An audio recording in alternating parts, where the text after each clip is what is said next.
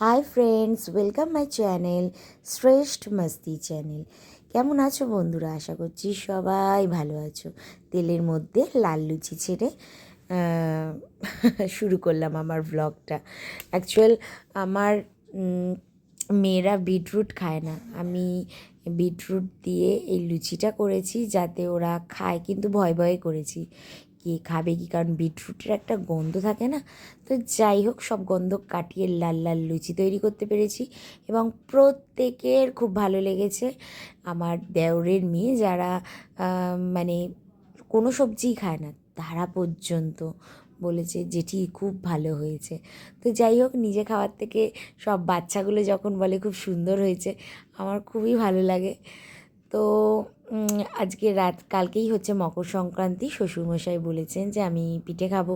3 বছর আমি করিনি, আমার বাচ্চাটা খুব ছোটো তো তার জন্যে।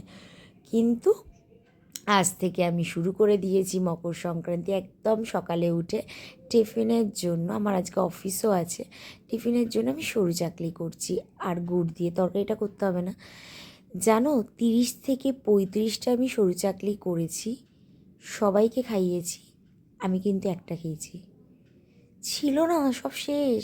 হ্যাঁ, সব শেষ হয়ে গেছে। যাই হোক, কিন্তু ওরা যে খেয়েছে এইগুলো আমার সত্যি খুব ভালো লেগেছে। বাচ্চাগুলো খেয়েছে, আমার শ্বশুর শাশুড়ি খেয়েছে, ওদেরও পছন্দ হয়েছে। তো প্রথমে আমি যখন রান্না করি, প্রথমেরটা আমি শ্বশুরকে দেওয়ার চেষ্টা করি, কারণ বাচ্চার ঘর তো কে কখন এঁটো হাতে হাত দিয়ে দেবে, তাই আমি ফার্স্ট শ্বশুরেরটা তুলে নিই। তো যাই হোক, আমার তো শুরু হলো এইভাবে।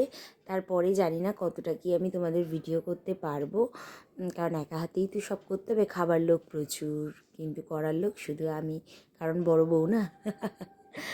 তো ভিডিওটা কেমন লাগলো জানিও। আমার তো পিঠে করে এবং সবাইকে খাইয়ে ভীষণ ভীষণ ভীষণ মজা হয়েছে, এবং বিশ্বাস করো খুব টেস্টি হয়েছিল। তাই শেষ হয়ে গেছে, তাতে আমার কোনো দুঃখ নেই, আবার আমি করব। তোমাদের কেমন লাগলো ভিডিওটা জানিও। তোমরা সবাই যেমন আমার সাথে আছো তেমন থেকো, সবাই ভালো থেকো, সুস্থ থেকো।